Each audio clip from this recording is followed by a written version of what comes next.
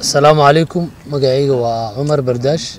waxaan rabaa maanta inaan ka hadlo arrimihii propaganda iyo kutukurtaantii magaalada ku jirtay ee ah gabana Cali Buno Qorane shahaado ma haysto mise shahaadadiisa qushi waaye waxaas waa wax oo been ah dadka abuurana waa dad social media ku soo galaan magacyada aan la garanayn waxaan rabnaa inaan umada u sheegno Cali Buno waa nin aqris iyo khibrad bale waan aad ugu faano nin aan u malaynayno dawlad goboleedkeena inuu wax ka qabanayo waxyaalo badan baa horyaalaan oo horumar ah oo development ah horaan lacagii Nairobi iska yaali jireen hadda laakiin lacagii baan loo keenay markii siyaasadda ay dhamaatay 6 bilood kadib markii manifestogiisa uu soo dhigtay uu rabay inuu dadkii u shaqeeyo dad ayaa ka daba kacay dadka marka waxaan rabnaa inaan u sheegno waqti siyaasadda lama joogo ninkii raba kursiga governor ama kursiga barasaabka oo Garissa County u soo tartamo 5 sano kadib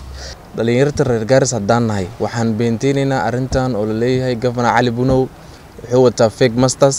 arinta ayada ma ogolaanayno mar labaadna ma ogolaanayno mar saddexaadna ma ogolaanayno governorga waqti yar buu kursi ku fadhiyaa muddo bilooyin yar buu ku fadhiyaa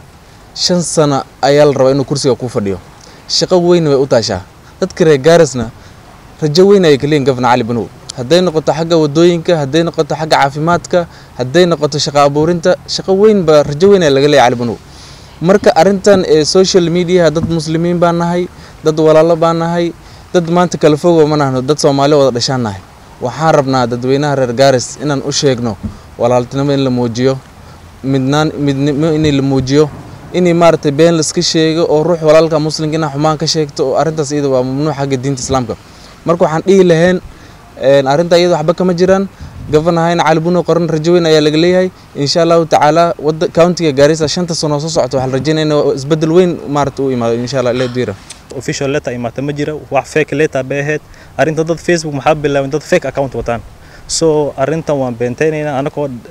dhalinta Garissa waxaan rabaa dadka inaan u sheego qofka leader inta la soo dooranaya yaa la qabsadaa muxuu haystaa qardaasiisa masaxba ninkan hadda tartan ugu horeyso markii saddexaad uu tartamo wuuna ku guuleystay markaas hore waxa la weydiin ma jiro maxaa keenay maanta markii uu guuleystay in waxa oo lagu qabsado